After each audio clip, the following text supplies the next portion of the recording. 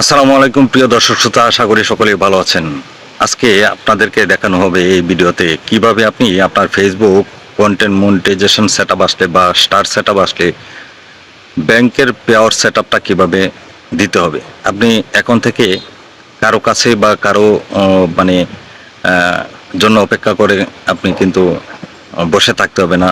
ভিডিওটি লক্ষ্য করলে আপনি নিজেই আপনার ফেসবুকের ব্যাংক সেটআপটা কিন্তু করে নিতে পারবেন। চলুন কিভাবে করবেন আমি আপনাদেরকে দেখানোর চেষ্টা করব। তার আগে ভিডিওটি অবশ্যই ভালো লাগলে লাইক কমেন্ট শেয়ার করে চ্যানেলটিকে সাবস্ক্রাইব করে পাশে থাকবেন। ধন্যবাদ সকলকে।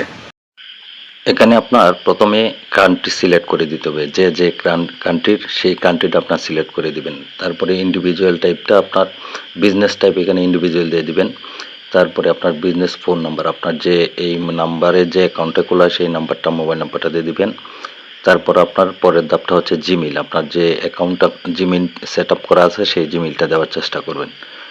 তারপর আপনার খুবই গুরুত্বপূর্ণ যে টিন সার্টিফিকেট নাম্বারটা সেট আপ দিতে হবে। আর নিচের অপশানে আপনার কিছু সিলেক্ট করে দেওয়া লাগবে না, ঠিক আছে। তারপর আপনার মোটামুটি এই ধাপটার শেষে পরবর্তীতে আপনার যেতে হবে আপনার এইখানে আপনি একটু ভালো করে লক্ষ্য করুন। আমি যে মানে অপশানটা দেখাবো সেই অপশানে আপনি ক্লিক করবেন। এই অপশানে ক্লিক করার পরে আপনাকে নিয়ে যাবে এরকম একটি পেজে। এখানে আপনার ব্যাংক অ্যাকাউন্ট নাম্বার, আপনার যে ব্যাংক অ্যাকাউন্ট যে নাম দিয়ে খোলা সেই নামটা দিতে হবে। তারপরে মানে ব্যাংক কান্ট্রি অর্থাৎ যে দেশের আপনার বাসিন্দা সেই দেশের, এরপর জন্ম তারিখ, তারপর আপনার স্থায়ী ঠিকানা দিয়ে দিবেন। তারপর আপনার ব্যাংকের যে ব্যাংকে আয়ত্তে আপনি অ্যাকাউন্টটা খুলবেন সেই ব্যাংকের একটা সুইফট কোড আপনাকে এখানে দিতে হবে। দেখতে পাচ্ছেন আমি এখানে দিয়ে দেবো।